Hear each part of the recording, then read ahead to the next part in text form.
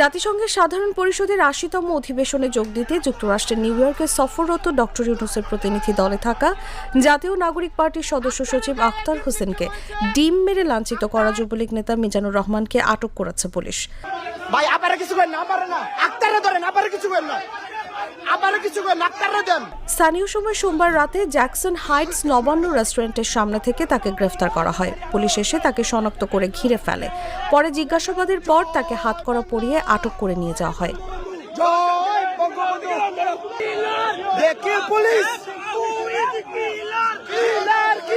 এর আগে ডক্টর ইউনূসের প্রতিনিধি দলে থাকা নাগরিক পার্টির সদস্য সচিব আখতার হোসেনকে ডিম মেরে লাঞ্ছিত করেন আওয়ামী লীগের নেতাকর্মীরা। আক্তারের গায়ে ডিম নিক্ষেপ হয়েছে। আক্তার রাজাকারের প্রতিনিধি, আক্তার স্বৈরাচারের প্রতিনিধি, আক্তার এখানে। প্রধান উপদেষ্টা ও তার সফর সঙ্গীদের